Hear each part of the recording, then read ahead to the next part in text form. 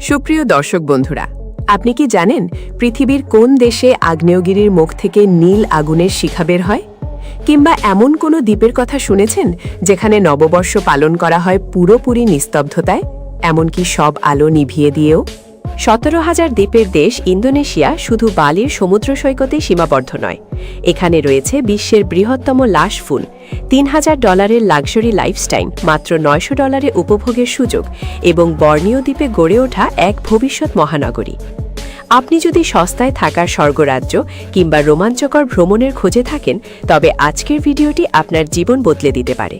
Indonesia সত্যিই হাজার দ্বীপের দেশ হিসেবে তার নামের সার্থকতা বজায় রেখেছে, কারণ এই দেশে 17,000-এরও বেশি ছোট এবং বড় দ্বীপ বিদ্যমান।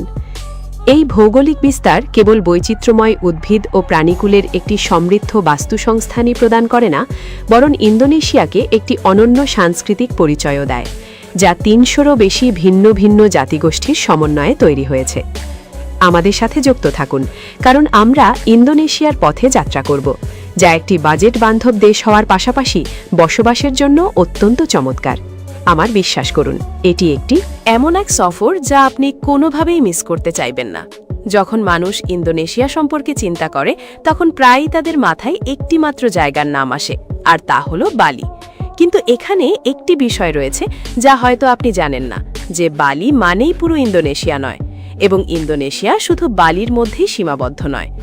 শুরুতেই বলে রাখি, বালি ইন্দোনেশিয়ার একমাত্র এমন একটি প্রদেশ যেখানে অধিকাংশ জনসংখ্যা হিন্দু ধর্ম অনুসরণ করে, যা বাকি ইন্দোনেশিয়ার সম্পূর্ণ বিপরীত, যেখানে মূলত মুসলিম জনসংখ্যা বসবাস করে। ইন্দোনেশিয়ার মোট জনসংখ্যার প্রায় 87% অংশ মুসলিম পরিচয় বহন করে, এবং ইসলাম এই দেশের সবচেয়ে বড় ধর্ম। বালি সামাজিক কর্মকাণ্ডের প্রতি তার অধিক উদার দৃষ্টিভঙ্গির জন্য পরিচিত। উদাহরণস্বরূপ, যেখানে ইন্দোনেশিয়ার অধিকাংশ অংশে, বিশেষ করে আচের মতো রক্ষণশীল অঞ্চলগুলোতে শারিয়া আইন মদ পান করাকে নিষিদ্ধ করে, সেখানে বালির উন্মুক্ত মনোভাব একদমই আলাদা। এখানে আপনি খুব সহজেই দোকান থেকে অ্যালকোহল কিনতে পারেন, এবং রমজানের পবিত্র মাসেও এখানকার বারগুলো খোলা থাকে। মূলত এই উদার পরিবেশই বালিকে বাকি ইন্দোনেশিয়া থেকে আলাদা করে তুলেছে। তবে বালিতে এমন একটি দিন আসে যা এই স্বাধীনতারকে থামিয়ে দেয়, এবং সেটি হল নিয়েপি, অর্থাৎ বালিনিস নববর্ষ। নিয়েপির অভিজ্ঞতা অন্য যে কোনো কিছুর চেয়ে সম্পূর্ণ আলাদা। পুরো 24 ঘন্টার জন্য পুরো দ্বীপটি বন্ধ হয়ে যায়। কোনো ফ্লাইট চলে না, কোনো গাড়ি চলে না, কোনো আলো জ্বলে না, এবং এমনকি সামান্যতম শব্দও করা হয় না। বালির আকর্ষণ কেবল এর সংস্কৃতি বা পর্যটনের মধ্যেই সীমাবদ্ধ নয়, বরং এটি প্রতিবেশী প্রদেশগুলো, বিশেষ করে পূর্ব জাভা এবং পূর্ব নুসা পেনানা থেকে অনেক ইন্দোনেশীয় নাগরিককে আকৃষ্ট করে। কেন? কারণ ইন্দোনেশিয়ার অন্য অনেক অংশের তুলনায় বালি ভালো বেতন প্রদান করে। গড়ে বালিতে শ্রমিকেরা প্রতি মাসে প্রায় 40 লক্ষ ইন্দোনেশীয় রুপিয়া উপার্জন করেন, যা প্রায় $260 সমান। প্রতিটি অঞ্চলের নিজস্ব আলাদা সংস্কৃতি, ঐতিহ্য এবং ভূপ্রকৃতি রয়েছে। তা যজ্ঞিয়াকার্তার প্রাচীন মন্দির হোক, পূর্ব জাভার আগ্নেয়গিরি সমৃদ্ধ এলাকা হোক, কিংবা পাপুয়া অঞ্চলের আদিবাসী সংস্কৃতি, ইন্দোনেশিয়ার বৈচিত্র্য বালি দ্বীপের সীমানা ছাড়িয়ে অনেক দূর পর্যন্ত বিস্তৃত। বালি বা ইন্দোনেশিয়া সম্পর্কে এমন কোনো বিষয়টি ছিল যা আপনি মোটেও আশা করেননি? আমাকে কমেন্টে জানান। আপনি কি কখনো বালি গিয়েছেন, বা ইন্দোনেশিয়ায় অন্য কোনো জায়গা আছে যা আপনার কৌতূহল বাড়িয়ে দিয়েছে? ইন্দোনেশিয়া পৃথিবীর সবচেয়ে আকর্ষণীয় প্রাকৃতিক বিস্ময়গুলোর মধ্যে অন্যতম হল রাফলেশিয়া আর্নল্ডির আবাসস্থল, যাকে প্রায়শই বিশ্বের সবচেয়ে বড় ফুল হিসেবে চিনে নেওয়া হয়। এই বিশাল ফুলটি ব্যাসে 1 মিটার পর্যন্ত বড় হতে পারে, কিন্তু এর আকারই একমাত্র অনন্য বৈশিষ্ট্য নয় যা একে বিশেষ করে তোলে। এটি লাশ ফুল বা শব ফুল, কর্পস ফ্লাওয়ার হিসেবেও পরিচিত, কারণ এটি একটি তীব্র ও বিশিষ্ট গন্ধ ছড়ায়, যার তুলনা প্রায়শই পচতে থাকা জৈব বর্জ্যের সাথে করা হয়। যদিও এই গন্ধ মানুষের জন্য অপ্রীতিকর হতে পারে, তবে এটি একটি প্রয়োজনীয় উদ্দেশ্য পূরণ করে, কারণ এটি মাছির মতো নির্দিষ্ট কিছু পতঙ্গকে আকর্ষণ করে, যা এর পরাগায়নে সাহায্য করে। রেফলেশিয়া আর্নল্ডি ফুল খুব অল্প সময়ের জন্য ফোটে এবং কেবলমাত্র কয়েকদিন স্থায়ী থাকে, যা এর রহস্যময়তা এবং দুর্লভতাকে আরও বাড়িয়ে দেয়। ইন্দোনেশিয়ায় যাওয়া বা সেখানে বসবাসের সময় আপনি সবচেয়ে বুদ্ধিমানের মতো যে কাজটি করতে পারেন তা হল বাহাসা ইন্দোনেশিয়া শেখা, যা দেশ জুড়ে প্রায় 5 কোটি মানুষের দ্বারা বলা এবং বোঝা হয় এমন একটি ভাষা। যদিও কিছু স্থানীয় মানুষ সামান্য ইংরেজি বলতে পারেন, তবে তাদের ভাষায় কথা বলার চেষ্টা করা সম্মান অর্জন করতে এবং অর্থপূর্ণ সম্পর্ক তৈরি করতে অনেক কাজে আসে। আপনি হয়তো শুনে থাকবেন যে ইন্দোনেশীয়রা বিশ্বের অন্যতম বন্ধুসুলভ এবং দয়ালু মানুষদের মধ্যে অন্যতম। এটি একদম সত্য। যদি কোনো স্থানীয় পরিবার আপনাকে খাবারের জন্য তাদের বাড়িতে আমন্ত্রণ জানায় অথবা আপনাকে বিয়ের মতো গুরুত্বপূর্ণ পারিবারিক অনুষ্ঠানে যোগ দিতে বলে, তবে অবাক হবেন না, কারণ এখানে এর বিশাল সাংস্কৃতিক গুরুত্ব রয়েছে। তবে নিজের চারপাশের পরিবেশ সম্পর্কে সচেতন থাকাটাও গুরুত্বপূর্ণ, বিশেষ করে সেই সব এলাকায় যেগুলো প্রচুর সংখ্যক পর্যটককে আকর্ষণ করে। যদিও অধিকাংশ প্রস্তাবই মন থেকে দেওয়া হয়, তবুও অধিক পর্যটন সমৃদ্ধ স্থানগুলোতে আপনি মানুষের দেখা পেতে পারেন যারা ব্যক্তিগত লাভের সুযোগ খোঁজেন। এটি খুব বেশি ব্যাপক নয়, তবে সামান্য সতর্কতা আপনাকে প্রকৃত অভিজ্ঞতা অর্জনে অনেক সাহায্য করবে। পরবর্তী বিষয়টি নিয়ে আলোচনা করার আগে আপনাদের সবার কাছে আমার 10 সেকেন্ডের একটি অনুরোধ আছে। আপনি যদি আমাদের সাহায্য করতে পারেন, তবে দয়া করে ওই সাবস্ক্রাইব বাটনটি চেপে দিন। এটি আমাদের কাছে অনেক বড় একটি বিষয়। বিনিময়ে আমরা এই শোটিকে আপনার জন্য আরও উন্নত করার প্রতিশ্রুতি দিচ্ছি। তাহলে কি আমাদের কথা পাক্কা রইল? এর আগে যে আপনি আপনার ব্যাগ গুছিয়ে ইন্দোনেশিয়ার উদ্দেশ্যে রওনা হন, চলুন এই দেশের সংস্কৃতি এবং পরিবেশ সম্পর্কে কিছু মূল বিষয় বুঝে নেওয়া যাক, যা বিশেষ করে সেই সব সাহসী মানুষের জন্য জরুরি যারা এখানে দীর্ঘ সময় থাকার কথা ভাবছেন। শুরু করা যাক আবহাওয়া দিয়ে। ইন্দোনেশিয়ায় বর্ষাকাল নভেম্বর থেকে মার্চ মাস পর্যন্ত চলে। এই সময়ে আপনি বিশেষ করে দুপুর এবং সন্ধ্যায় ভারী বৃষ্টির আশা করতে পারেন। জাকার্তা, সুরাবায়া এবং বান্দুংয়ের মতো বড় শহরগুলোতে যদি আপনি এই মাসগুলোতে ভ্রমণ করার বা স্থায়ীভাবে বসবাস করার পরিকল্পনা করেন, তবে সম্ভাব্য আবহাওয়াজনিত বাধার জন্য প্রস্তুত থাকা আবশ্যক। ইন্দোনেশিয়ার সাংস্কৃতিক বৈচিত্র্য এর অন্যতম আকর্ষণীয় দিক, এবং এটি ধর্মের সাথে গভীরভাবে জড়িত। এখানকার সাংস্কৃতিক জীবনের একটি বড় অংশ দুটি প্রধান ধর্মীয় আয়োজনের মাধ্যমে গড়ে ওঠে, যার মধ্যে রমজান এবং লেন্ট অন্তর্ভুক্ত। সংখ্যাগরিষ্ঠ মুসলিম জনসংখ্যা দ্বারা পালিত রমজান প্রায় 1 মাস ধরে চলে। এই সময়ে মুসলিমরা সূর্যোদয় থেকে সূর্যাস্ত পর্যন্ত উপবাস পালন করেন এবং দিনের আলোতে খাবার ও পানি গ্রহণ থেকে বিরত থাকেন। এই সময়কালেই সাংস্কৃতিকভাবে সচেতন হওয়া এবং কাউকে দুপুরের খাবারের জন্য আমন্ত্রণ জানানো থেকে বিরত থাকা অত্যন্ত গুরুত্বপূর্ণ, কারণ এটি অবিবেচনাপ্রসূত মনে হতে পারে। তবে সন্ধ্যার খাবার ইফতারে যোগ দেওয়ার সুযোগ মিস করবেন না যখন উপবাস ভাঙা হয়। আমেরিকার তুলনায় ইন্দোনেশিয়ায় অবিশ্বাস্য রকমের সাশ্রয়ী বিকল্প বিদ্যমান। বাস্তবে এখানকার ভাড়া আপনার দেশে পরিশোধ করা ভাড়ার চেয়ে 80% পর্যন্ত সস্তা হতে পারে। উদাহরণস্বরূপ, জোগিয়াকার্তা বা সুরাবায়ার মতো সুন্দর শহরগুলোতে আপনি মাসে মাত্র $300 একটি আরামদায়ক 2 বেডরুমের অ্যাপার্টমেন্ট ভাড়া নিতে পারেন। এমনকি বালির মতো জনপ্রিয় পর্যটন কেন্দ্রেও, যেখানে অনেক বিদেশিরা বসবাস করেন, সেখানেও আপনি এখনও $600 থেকে $700 প্রতি মাসের মধ্যে পুল এবং ব্যক্তিগত বাগানের মতো সুবিধাসহ সুসজ্জিত বাড়ি পেতে পারেন। কিন্তু জীবনযাত্রার মোট ব্যয়ের ব্যাপারে কি ধারণা? ইন্দোনেশিয়া একটি আরামদায়ক জীবনধারা, যার মধ্যে রেস্তোরাঁয় খাওয়া, বাইরে ঘোরাঘুরি এবং বিভিন্ন বিনোদনমূলক কর্মকাণ্ডের আনন্দ নেওয়া অন্তর্ভুক্ত। সেটির জন্য আপনাকে প্রতি মাসে $900 থেকে $1500 মধ্যে খরচ করতে হবে। এর মধ্যে ভাড়া, রেশন, পরিবহন এবং বিনোদনের মতো প্রয়োজনীয় বিষয়গুলো অন্তর্ভুক্ত। এর তুলনায় আমেরিকায় একই ধরনের জীবনযাত্রায় অনায়াসেই প্রতি মাসে $3000 বেশি খরচ হতে পারে। যদি আপনি একটি প্রাণবন্ত সংস্কৃতি এবং আশ্চর্যজনক প্রাকৃতিক দৃশ্য উপভোগ করার পাশাপাশি নিজের অবসর জীবনের সঞ্চয় বাড়াতে চান, তবে ইন্দোনেশিয়া আপনার জন্য উপযুক্ত জায়গা হতে পারে। তো আপনি কি ভাবছেন, এটি কি আপনার অবসরের স্বর্গ হয়ে উঠতে পারে? আপনি কি ইন্দোনেশিয়াকে আপনার অবসরের গন্তব্য হিসেবে দেখছেন? আপনাকে যে প্রধান পদক্ষেপটি নিতে হবে তা হল সঠিক ভিসা নিশ্চিত করা। এর জন্য রিটায়ারমেন্ট কিটাস হলো একটি অস্থায়ী বসবাসের অনুমতিপত্র, যা এই প্রাণবন্ত দেশে দীর্ঘমেয়াদী অবস্থানকে সহজ করার জন্য তৈরি করা হয়েছে। রিটায়ারমেন্ট কিটাসের ভালো দিক হল এটি 1 বছরের জন্য বৈধ এবং আপনি এটি বার্ষিক নবায়ন করতে পারেন, যার অর্থ হল ইন্দোনেশিয়ায় স্থায়ী হওয়া বেশ সহজ হতে পারে। রিটায়ারমেন্ট কিটাসের জন্য যোগ্য হতে আপনার বয়স কমপক্ষে 55 বছর হতে হবে। তবে শুধু এটাই নয়, স্বাস্থ্য এবং জীবন বীমাও বাধ্যতামূলক, যা ইন্দোনেশিয়ায় আপনার সোনালী বছরগুলোতে নিরাপদ থাকার একটি আবশ্যিক অংশ। আর্থিক স্থিতিশীলতা হলো আরেকটি গুরুত্বপূর্ণ প্রয়োজনীয়তা। 2024 সাল পর্যন্ত ইন্দোনেশিয়া অবসরপ্রাপ্ত ব্যক্তিদের কাছ থেকে একটি স্থিতিশীল মাসিক আয়ের প্রমাণ চায়। বর্তমানে পরিমাণ কমপক্ষে $1500, যা এটি নিশ্চিত করে যে আপনি উষ্ণমণ্ডলীয় স্বর্গে আপনার জীবনযাত্রার ব্যয়গুলো আরামদায়কভাবে মেটাতে পারেন। মনে রাখবেন যে মুদ্রার বিনিময়ের হার এবং প্রয়োজনীয়তাগুলো পরিবর্তিত হতে পারে, তাই আপ টু ডেট থাকা গুরুত্বপূর্ণ। ইন্দোনেশিয়া নারীরা প্রায়শই তাদের সাংস্কৃতিক বৈচিত্র্য এবং প্রাকৃতিক আকর্ষণের কারণে তাদের সৌন্দর্যের জন্য অত্যন্ত প্রশংসিত হন।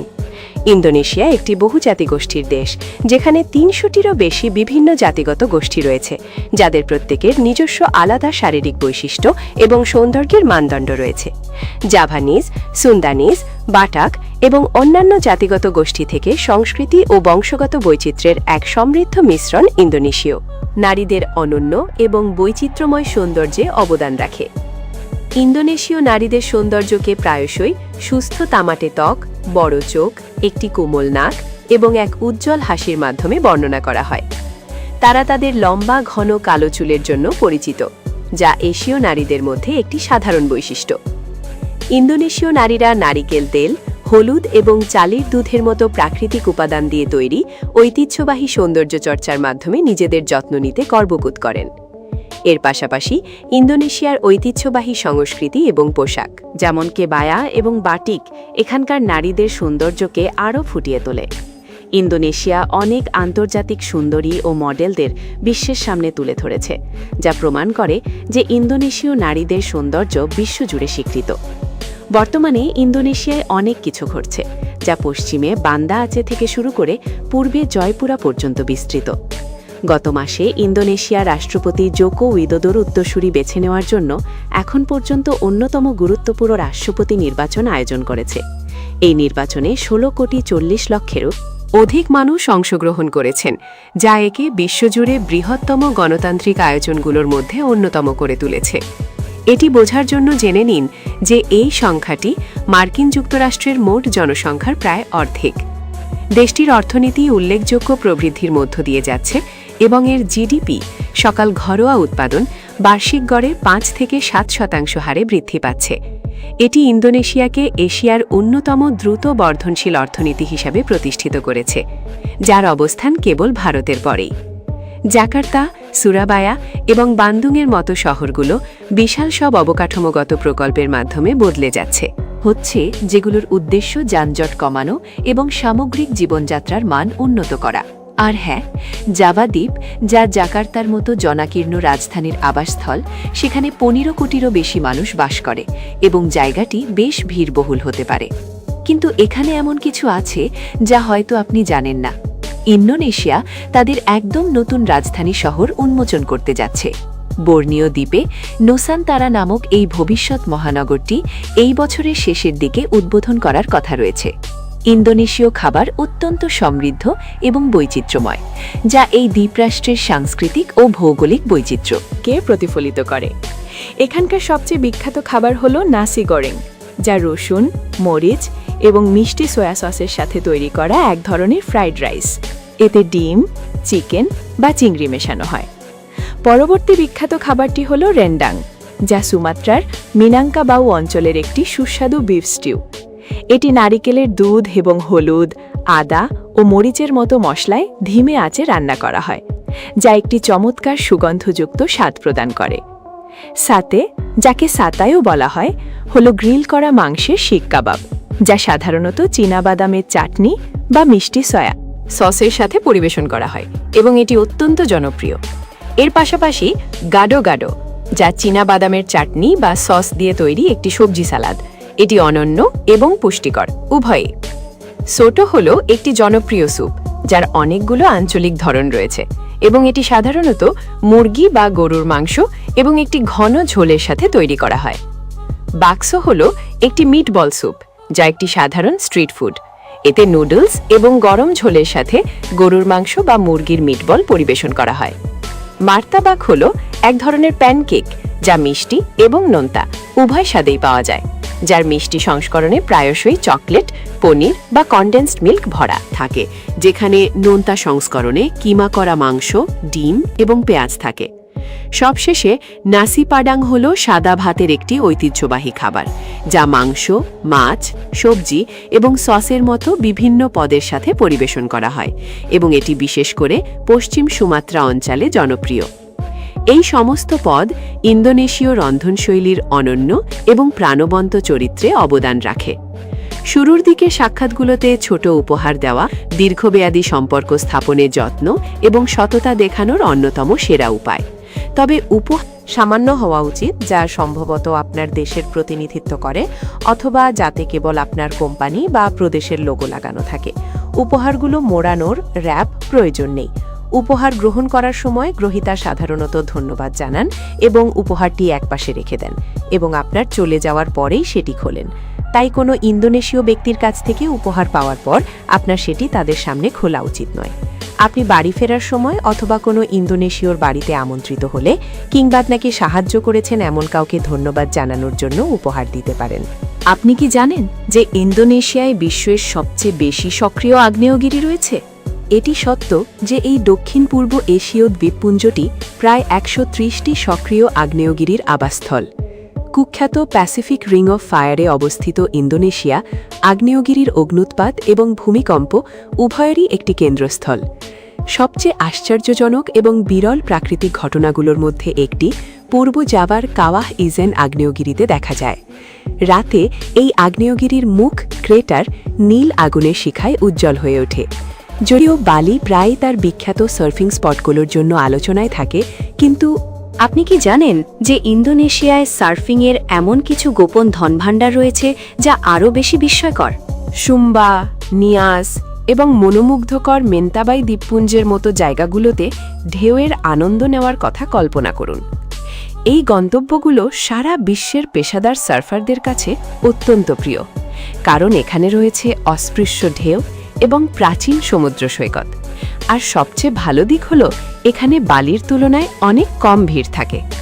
প্রকৃতপক্ষে মেন্তাবাই দ্বীপপুঞ্জকে প্রায়শই বিশ্বের শীর্ষ সার্ফিং গন্তব্যগুলোর মধ্যে একটি হিসেবে বিবেচনা করা হয়, যা সারা বছর এমন পরিবেশ নিশ্চিত করে যা নতুনদের এবং অভিজ্ঞ পেশাদার উভয়ের জন্যই উত্তেজনা বজায় রাখে।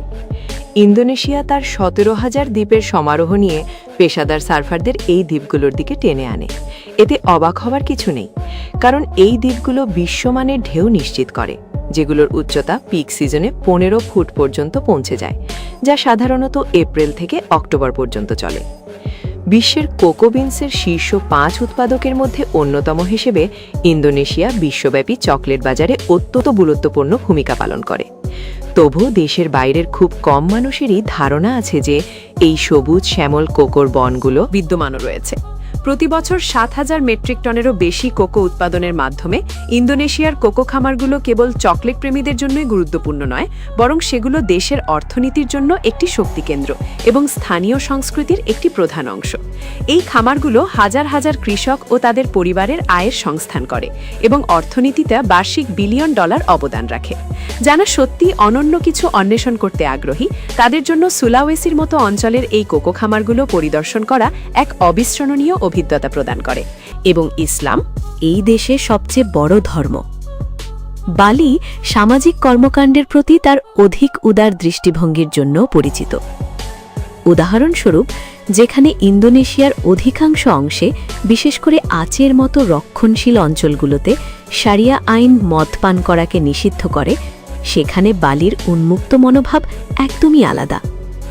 এখানে আপনি খুব সহজেই দোকান থেকে অ্যালকোহল কিনতে পারেন এবং রমজানের পবিত্র মাসেও এখানকার বারগুলো খোলা থাকে। মূলত এই উদার পরিবেশই বালিকে বাকি ইন্দোনেশিয়া থেকে আলাদা করে তুলেছে। তবে বালিতে এমন একটি দিন আসে যা এই স্বাধীনতারকে থামিয়ে দেয়, এবং সেটি হল নিয়েপি, অর্থাৎ বালিনিস নববর্ষ। নিয়েপির অভিজ্ঞতা অন্য যে কোনো কিছুর চেয়ে সম্পূর্ণ আলাদা।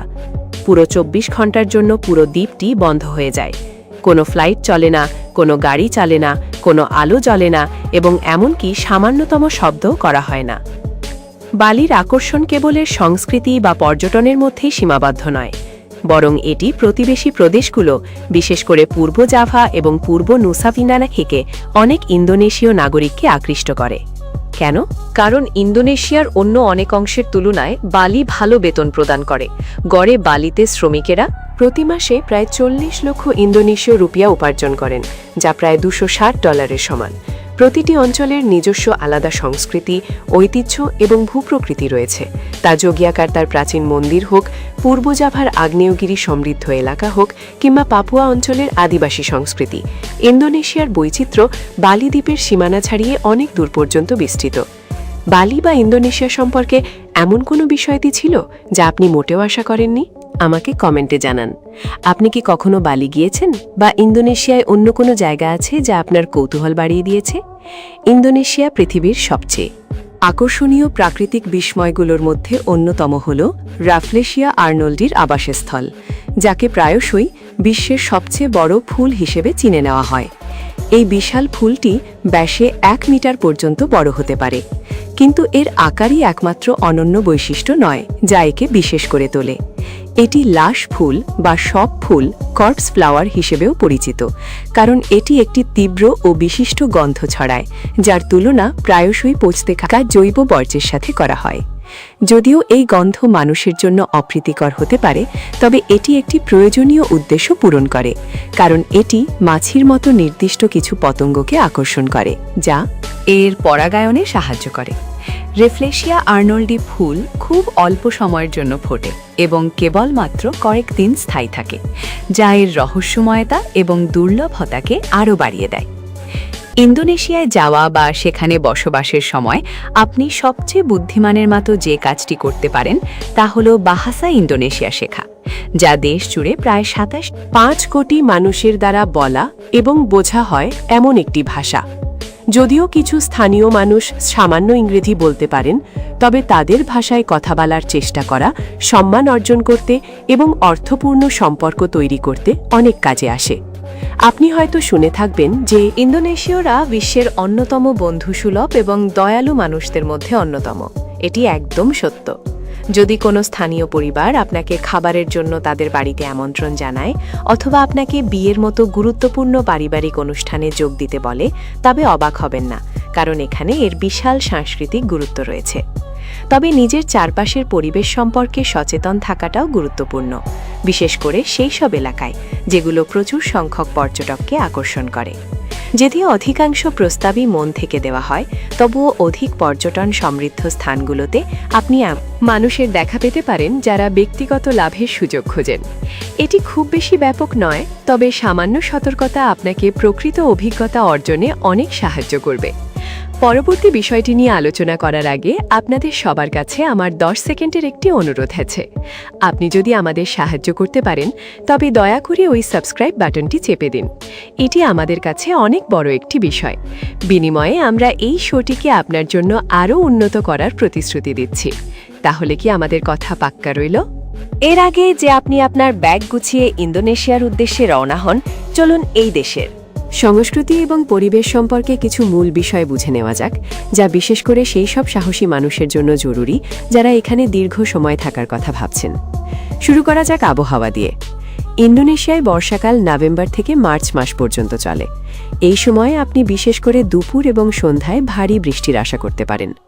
জাকার্তা, সুরাবায়া এবং বান্দুংয়ের মতো বড় শহরগুলোতে যদি আপনি এই মাসগুলোতে ভ্রমণ করার বা স্থায়ীভাবে বসবাস করার পরিকল্পনা করেন, তবে সম্ভাব্য আবহাওয়াজনিত বাধার জন্য প্রস্তুত থাকা আবশ্যক।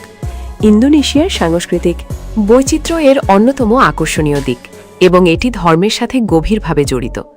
এখানকার সাংস্কৃতিক জীবনের একটি বড় অংশ দুটি প্রধান ধর্মীয় আয়োজনের মাধ্যমে গড়ে ওঠে, যার মধ্যে রমজান এবং লেন্ট অন্তর্ভুক্ত। সংখ্যাগরিষ্ঠ মুসলিম জনসংখ্যা দ্বারা পালিত রমজান প্রায় 1 মাস ধরে চলে। এই সময়ে মুসলিমরা সূর্যোদয় থেকে সূর্যাস্ত পর্যন্ত উপবাস পালন করেন এবং দিনের আলোতে খাবার ও পানি গ্রহণ থেকে বিরত থাকেন। এই সময়কালেই সাংস্কৃতিকভাবে সচেতন হওয়া এবং কাউকে দুপুরের খাবারের জন্য আমন্ত্রণ জানানো থেকে বিরত থাকা অত্যন্ত গুরুত্বপূর্ণ, কারণ এটি অবিবেচনাপ্রসূত মনে হতে পারে। তবে সন্ধ্যার খাবার ইফতারে যোগ দেওয়ার সুযোগ মিস করবেন না যখন উপবাস ভাঙা হয়। আমেরিকার তুলনায় ইন্দোনেশিয়ায় অবিশ্বাস্য রকমের সাশ্রয়ী বিকল্প বিদ্যমান। বাস্তবে এখানকার ভাড়া আপনার দেশে পরিশোধ করা ভাড়ার চেয়ে ৮০% পর্যন্ত সস্তা হতে পারে। উদাহরণস্বরূপ, জোগিয়াকার্তা বা সুরাবায়ার মতো সুন্দর শহরগুলোতে আপনি মাসে মাত্র $৩০০ একটি আরামদায়ক 2 বেডরুমের অ্যাপার্টমেন্ট ভাড়া নিতে পারেন। এমনকি বালির মতো জনপ্রিয় পর্যটন কেন্দ্রেও, যেখানে অনেক বিদেশিরা বসবাস করেন, সেখানেও আপনি এখনও $৬০০ থেকে $৭০০ প্রতি মাসের মধ্যে পুল এবং ব্যক্তিগত বাগানের মতো সুবিধাসহ সুসজ্জিত বাড়ি পেতে পারেন। কিন্তু জীবনযাত্রার মোট ব্যয়ের ব্যাপারে কি ধারণা? ইন্দোনেশিয়া একটি আরামদায়ক জীবনধারা, যার মধ্যে রেস্তোরাঁয় খাওয়া, বাইরে ঘোরাঘুরি এবং বিভিন্ন বিনোদনমূলক কর্মকাণ্ডের আনন্দ নেওয়া অন্তর্ভুক্ত। সেটির জন্য আপনাকে প্রতি মাসে $৯০০ থেকে $১৫০০ মধ্যে খরচ করতে হবে। এর মধ্যে ভাড়া, রেশন, পরিবহন এবং বিনোদনের মতো প্রয়োজনীয় বিষয়গুলো অন্তর্ভুক্ত। এর তুলনায় আমেরিকায় একই ধরনের জীবনযাত্রায় অনায়াসেই প্রতি মাসে $৩০০০ বেশি খরচ হতে পারে। যদি আপনি একটি প্রাণবন্ত সংস্কৃতি এবং আশ্চর্যজনক প্রাকৃতিক দৃশ্য উপভোগ করার পাশাপাশি নিজের অবসর জীবনের সঞ্চয় বাড়াতে চান, তবে ইন্দোনেশিয়া আপনার জন্য উপযুক্ত জায়গা হতে পারে। তো আপনি কি ভাবছেন? এটি কি আপনার অবসরের স্বর্গ হয়ে উঠতে পারে? আপনি কি ইন্দোনেশিয়াকে আপনার অবসরের গন্তব্য হিসেবে দেখছেন? আপনাকে যে প্রধান পদক্ষেপটি নিতে হবে তা হল সঠিক ভিসা নিশ্চিত করা। এর জন্য রিটায়ারমেন্ট কিটাস হল একটি অস্থায়ী বসবাসের অনুমতিপত্র, যা এই প্রাণবন্ত দেশে দীর্ঘমেয়াদী অবস্থানকে সহজ করার জন্য তৈরি করা হয়েছে। রিটায়ারমেন্ট কিটাসের ভালো দিক হল এটি 1 বছরের জন্য বৈধ এবং আপনি এটি বার্ষিক নবায়ন করতে পারেন, যার অর্থ হল ইন্দোনেশিয়ায় স্থায়ী হওয়া বেশ সহজ হতে পারে। রিটায়ারমেন্ট কিটাসের জন্য যোগ্য হতে আপনার বয়স কমপক্ষে 55 বছর হতে হবে। তবে শুধু এটাই নয়, স্বাস্থ্য এবং জীবন বীমাও বাধ্যতামূলক, যা ইন্দোনেশিয়ায় আপনার সোনালী বছরগুলোতে নিরাপদ থাকার একটি আবশ্যিক অংশ। আর্থিক স্থিতিশীলতা হল আরেকটি গুরুত্বপূর্ণ প্রয়োজনীয়তা। 2024 সাল পর্যন্ত ইন্দোনেশিয়া অবসরপ্রাপ্ত ব্যক্তিদের কাছ থেকে একটি স্থিতিশীল মাসিক আয়ের প্রমাণ চায়। বর্তমানে শিল্লাসের পরিমাণ কমপক্ষে $1500, যা এটি নিশ্চিত করে যে আপনি উষ্ণমণ্ডলীয় স্বর্গে আপনার জীবনযাত্রার ব্যয়গুলো আরামদায়কভাবে মেটাতে পারেন। মনে রাখবেন যে মুদ্রার বিনিময়ের হার এবং প্রয়োজনীয়তাগুলো পরিবর্তিত হতে পারে, তাই আপ টু ডেট থাকা গুরুত্বপূর্ণ। ইন্দোনেশিয়া নারীরা প্রায়শই তাদের সাংস্কৃতিক বৈচিত্র্য এবং প্রাকৃতিক আকর্ষণের কারণে তাদের সৌন্দর্যের জন্য অত্যন্ত প্রশংসিত হন। ইন্দোনেশিয়া একটি বহুজাতি গোষ্ঠীর দেশ, যেখানে ৩০০টিরও বেশি বিভিন্ন জাতিগত গোষ্ঠী রয়েছে, যাদের প্রত্যেকের নিজস্ব আলাদা শারীরিক বৈশিষ্ট্য এবং সৌন্দর্যের মানদণ্ড রয়েছে। জাভানিজ, সুন্দানিজ, বাটাক এবং অন্যান্য জাতিগত গোষ্ঠী থেকে সংস্কৃতি ও বংশগত বৈচিত্র্যের এক সমৃদ্ধ মিশ্রণ ইন্দোনেশীয় নারীদের অনন্য এবং বৈচিত্র্যময় সৌন্দর্যে অবদান রাখে। ইন্দোনেশীয় নারীদের সৌন্দর্যকে প্রায়শই সুস্থ তামাটে ত্বক, বড় চোখ, একটি কোমল নাক এবং এক উজ্জ্বল হাসির মাধ্যমে বর্ণনা করা হয়। তারা তাদের লম্বা ঘন কালো চুলের জন্য পরিচিত, যা এশীয় নারীদের মধ্যে একটি সাধারণ বৈশিষ্ট্য। ইন্দোনেশীয় নারীরা নারিকেল তেল, হলুদ এবং চালের দুধের মতো প্রাকৃতিক উপাদান দিয়ে তৈরি ঐতিহ্যবাহী সৌন্দর্য চর্চার মাধ্যমে নিজেদের যত্ন নিতে গর্ববোধ করেন। এর পাশাপাশি ইন্দোনেশিয়ার ঐতিহ্যবাহী সংস্কৃতি এবং পোশাক, যেমন কেবায়া এবং বাটিক, এখানকার নারীদের সৌন্দর্যকে আরও ফুটিয়ে তোলে। ইন্দোনেশিয়া অনেক আন্তর্জাতিক সুন্দরী ও মডেলদের বিশ্বের সামনে তুলে ধরেছে, যা প্রমাণ করে যে ইন্দোনেশীয় নারীদের সৌন্দর্য বিশ্বজুড়ে স্বীকৃত। বর্তমানে ইন্দোনেশিয়ায় অনেক কিছু ঘটছে, যা পশ্চিমে বান্দা আচে থেকে শুরু করে পূর্বে জয়পুরা পর্যন্ত বিস্তৃত। গত মাসে ইন্দোনেশিয়া রাষ্ট্রপতি জোকো উইদোদোর উত্তরসূরি বেছে নেওয়ার জন্য এখন পর্যন্ত অন্যতম গুরুত্বপূর্ণ রাষ্ট্রপতি নির্বাচন আয়োজন করেছে। এই নির্বাচনে 16,40,00,000-এরও অধিক মানুষ অংশগ্রহণ করেছেন, যা একে বিশ্বজুড়ে বৃহত্তম গণতান্ত্রিক আয়োজনগুলোর মধ্যে অন্যতম করে তুলেছে। এটি বোঝার জন্য জেনে নিন যে এই সংখ্যাটি মার্কিন যুক্তরাষ্ট্রের মোট জনসংখ্যার প্রায় অর্ধেক। দেশটির অর্থনীতি উল্লেখযোগ্য প্রবৃদ্ধির মধ্য দিয়ে যাচ্ছে এবং এর জিডিপি, সকল ঘরোয়া উৎপাদন, বার্ষিক গড়ে 5 থেকে 7% হারে বৃদ্ধি পাচ্ছে। এটি ইন্দোনেশিয়াকে এশিয়ার অন্যতম দ্রুত বর্ধনশীল অর্থনীতি হিসাবে প্রতিষ্ঠিত করেছে, যার অবস্থান কেবল ভারতের পরেই। জাকার্তা, সুরাবায়া এবং বান্দুংয়ের মতো শহরগুলো বিশাল সব অবকাঠামোগত প্রকল্পের মাধ্যমে বদলে যাচ্ছে, যেগুলোর উদ্দেশ্য যানজট কমানো এবং সামগ্রিক জীবনযাত্রার মান উন্নত করা। আর হ্যাঁ, জাভা দ্বীপ, যা জাকার্তার মতো জনাকীর্ণ রাজধানীর আবাসস্থল, সেখানে 15 কোটিরও বেশি মানুষ বাস করে এবং জায়গাটি বেশ ভিড়বহুল হতে পারে। কিন্তু এখানে এমন কিছু আছে যা হয়তো আপনি জানেন না। ইন্দোনেশিয়া তাদের একদম নতুন রাজধানী শহর উন্মোচন করতে যাচ্ছে। বর্নিও দ্বীপে নুসানতারা নামক এই ভবিষ্যৎ মহানগরটি এই বছরের শেষের দিকে উদ্বোধন করার কথা রয়েছে। ইন্দোনেশীয় খাবার অত্যন্ত সমৃদ্ধ এবং বৈচিত্র্যময়, যা এই দ্বীপরাষ্ট্রের সাংস্কৃতিক ও ভৌগোলিক বৈচিত্র্যকে প্রতিফলিত করে। এখানকার সবচেয়ে বিখ্যাত খাবার হল নাসি গরেং, যা রসুন, মরিচ এবং মিষ্টি সয়া সসের সাথে তৈরি করা এক ধরনের ফ্রাইড রাইস। এতে ডিম, চিকেন বা চিংড়ি মেশানো হয়। পরবর্তী বিখ্যাত খাবারটি হল রেন্ডাং, যা সুমাত্রার মিনাঙ্কাবাউ অঞ্চলের একটি সুস্বাদু বিফ স্টিউ।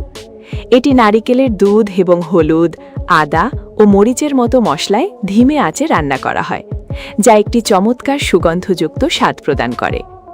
সাতে, যাকে সাতাইও বলা হয়, হল গ্রিল করা মাংসের শিক কাবাব, যা সাধারণত চীনাবাদামের চাটনি বা মিষ্টি সয়া সসের সাথে পরিবেশন করা হয় এবং এটি অত্যন্ত জনপ্রিয়। এর পাশাপাশি গাডো গাডো, যা চীনাবাদামের চাটনি বা সস দিয়ে তৈরি একটি সবজি সালাদ। এটি অনন্য এবং পুষ্টিকর উভয়ে। সোটো হল একটি জনপ্রিয় স্যুপ, যার অনেকগুলো আঞ্চলিক ধরন রয়েছে এবং এটি সাধারণত মুরগি বা গরুর মাংস এবং একটি ঘন ঝোলের সাথে তৈরি করা হয়। বাক্সো হল একটি মিটবল স্যুপ, যা একটি সাধারণ স্ট্রিট ফুড। এতে নুডলস এবং গরম ঝোলের সাথে গরুর মাংস বা মুরগির মিটবল পরিবেশন করা হয়। মার্তাবাক হল এক ধরনের প্যানকেক, যা মিষ্টি এবং নোনতা উভয় স্বাদেই পাওয়া যায়, যার মিষ্টি সংস্করণে প্রায়শই চকলেট, পনির বা কনডেন্সড মিল্ক ভরা থাকে, যেখানে নোনতা সংস্করণে কিমা করা মাংস, ডিম এবং পেঁয়াজ থাকে। সবশেষে নাসি পাডাং হল সাদা ভাতের একটি ঐতিহ্যবাহী খাবার, যা মাংস, মাছ, সবজি এবং সসের মতো বিভিন্ন পদের সাথে পরিবেশন করা হয় এবং এটি বিশেষ করে পশ্চিম সুমাত্রা অঞ্চলে জনপ্রিয়। এই সমস্ত পদ ইন্দোনেশীয় রন্ধনশৈলীর অনন্য এবং প্রাণবন্ত চরিত্রে অবদান রাখে। শুরুর দিকে সাক্ষাৎগুলোতে ছোট উপহার দেওয়া দীর্ঘমেয়াদী সম্পর্ক স্থাপনের যত্ন এবং সততা দেখানোর অন্যতম সেরা উপায়। তবে উপহার সামান্য হওয়া উচিত, যা সম্ভবত আপনার দেশের প্রতিনিধিত্ব করে অথবা যাতে কেবল আপনার কোম্পানি বা প্রদেশের লোগো লাগানো থাকে। উপহারগুলো মোড়ানোর র্যাপ প্রয়োজন নেই। উপহার গ্রহণ করার সময় গ্রহীতা সাধারণত ধন্যবাদ জানান এবং উপহারটি একপাশে রেখে দেন এবং আপনার চলে যাওয়ার পরেই সেটি খোলেন। তাই কোনো ইন্দোনেশীয় ব্যক্তির কাছ থেকে উপহার পাওয়ার পর আপনার সেটি তাদের সামনে খোলা উচিত নয়। আপনি বাড়ি ফেরার সময় অথবা কোনো ইন্দোনেশীয়র বাড়িতে আমন্ত্রিত হলে কিংবা আপনাকে সাহায্য করেছেন এমন কাউকে ধন্যবাদ জানানোর জন্য উপহার দিতে পারেন। আপনি কি জানেন যে ইন্দোনেশিয়ায় বিশ্বের সবচেয়ে বেশি সক্রিয় আগ্নেয়গিরি রয়েছে? এটি সত্য যে এই দক্ষিণ পূর্ব এশীয় দ্বীপপুঞ্জটি প্রায় 130টি সক্রিয় আগ্নেয়গিরির আবাসস্থল। কুখ্যাত প্যাসিফিক রিং অফ ফায়ারে অবস্থিত ইন্দোনেশিয়া আগ্নেয়গিরির অগ্ন্যুৎপাত এবং ভূমিকম্প উভয়েরই একটি কেন্দ্রস্থল। সবচেয়ে আশ্চর্যজনক এবং বিরল প্রাকৃতিক ঘটনাগুলোর মধ্যে একটি পূর্ব জাভার কাওয়াহ ইজেন আগ্নেয়গিরিতে দেখা যায়। রাতে এই আগ্নেয়গিরির মুখ ক্রেটার নীল আগুনের শিখায় উজ্জ্বল হয়ে ওঠে। যদিও বালি প্রায় তার বিখ্যাত সার্ফিং স্পটগুলোর জন্য আলোচনায় থাকে, কিন্তু আপনি কি জানেন যে ইন্দোনেশিয়ায় সার্ফিংয়ের এমন কিছু গোপন ধনভাণ্ডার রয়েছে যা আরও বেশি বিস্ময়কর? সুম্বা, নিয়াস এবং মনোমুগ্ধকর মেন্তাবাই দ্বীপপুঞ্জের মতো জায়গাগুলোতে ঢেউয়ের আনন্দ নেওয়ার কথা কল্পনা করুন। এই গন্তব্যগুলো সারা বিশ্বের পেশাদার সার্ফারদের কাছে অত্যন্ত প্রিয়, কারণ এখানে রয়েছে অস্পৃশ্য ঢেউ এবং প্রাচীন সমুদ্র সৈকত। আর সবচেয়ে ভালো দিক হল এখানে বালির তুলনায় অনেক কম ভিড় থাকে। প্রকৃতপক্ষে মেন্তাবাই দ্বীপপুঞ্জকে প্রায়শই বিশ্বের শীর্ষ সার্ফিং গন্তব্যগুলোর মধ্যে একটি হিসেবে বিবেচনা করা হয়, যা সারা বছর এমন পরিবেশ নিশ্চিত করে যা নতুনদের এবং অভিজ্ঞ পেশাদার উভয়ের জন্যই উত্তেজনা বজায় রাখে। ইন্দোনেশিয়া তার 17,000 দ্বীপের সমারোহ নিয়ে পেশাদার সার্ফারদের এই দ্বীপগুলোর দিকে টেনে আনে। এতে অবাক হওয়ার কিছু নেই, কারণ এই দ্বীপগুলো বিশ্বমানের ঢেউ নিশ্চিত করে, যেগুলোর উচ্চতা পিক সিজনে 15 ফুট পর্যন্ত পৌঁছে যায়, যা সাধারণত এপ্রিল থেকে অক্টোবর পর্যন্ত চলে। বিশ্বের কোকো বিনসের শীর্ষ 5 উৎপাদকের মধ্যে অন্যতম হিসেবে ইন্দোনেশিয়া বিশ্বব্যাপী চকলেট বাজারে অত্যন্ত গুরুত্বপূর্ণ ভূমিকা পালন করে। তবু দেশের বাইরের খুব কম মানুষেরই ধারণা আছে যে এই সবুজ শ্যামল কোকোর বনগুলো বিদ্যমানও রয়েছে। প্রতি বছর 7,000 মেট্রিক টনেরও বেশি কোকো উৎপাদনের মাধ্যমে ইন্দোনেশিয়ার কোকো খামারগুলো কেবল চকলেট প্রেমীদের জন্যই গুরুত্বপূর্ণ নয়, বরং সেগুলো দেশের অর্থনীতির জন্য একটি শক্তিকেন্দ্র এবং স্থানীয় সংস্কৃতির একটি প্রধান অংশ। এই খামারগুলো হাজার হাজার কৃষক ও তাদের পরিবারের আয়ের সংস্থান করে এবং অর্থনীতিতে বার্ষিক বিলিয়ন ডলার অবদান রাখে। যারা সত্যি অনন্য কিছু অন্বেষণ করতে আগ্রহী, তাদের জন্য সুলাওয়েসির মতো অঞ্চলের এই কোকো খামারগুলো পরিদর্শন করা এক অবিস্মরণীয় অভিজ্ঞতা প্রদান করে। এখানে আপনি ঐতিহ্যবাহী চকলেট তৈরি করার প্রক্রিয়াগুলো দেখতে পারেন, যা প্রজন্মের পর প্রজন্ম ধরে চলে আসছে। কেবল কোকো কিভাবে চাষ করা হয়, সংগ্রহ করা হয় এবং সুস্বাদু চকলেটে রূপান্তর করা হয় তাই নয়, বরং আপনি সেই স্থানীয় সম্প্রদায়গুলোর জীবন ও ঐতিহ্য সম্পর্কেও জানতে পারবেন, যারা শত শত বছর ধরে দেবতাদের এই খাবার নিয়ে কাজ করে আসছে। যদি আজকের ভিডিওটি আপনার ভালো লেগে থাকে, তবে দয়া করে লাইক বাটনে ক্লিক করুন এবং চ্যানেলটি সাবস্ক্রাইব করতে ভুলবেন না। আপনাদের সমর্থন আমাদের কাছে অনেক মূল্যবান। এখন আপনার স্ক্রিনে দেখা যাওয়া ভিডিওটিতে ক্লিক করুন। আমি নিশ্চিত যে আপনার এই কন্টেন্টটি পছন্দ হবে। এরপর আমাদের চ্যানেলে আপনি কোন দেশ সম্পর্কে ভিডিও দেখতে চান তার নিচে কমেন্ট করে জানান। দেখার জন্য অনেক অনেক ধন্যবাদ এবং পরবর্তী ভিডিওতে দেখা হবে। দেখার জন্য শুকরিয়া, ধন্যবাদ। যদি আপনার এই ভিডিওটি দরকারি মনে হয়, তবে দয়া করে লাইক দিন, সাবস্ক্রাইব করুন এবং বেল আইকনটি বাজিয়ে দিন, যাতে আপনি কোনো নতুন ভিডিও মিস না করেন। দেখা হবে পরবর্তী ভিডিওতে।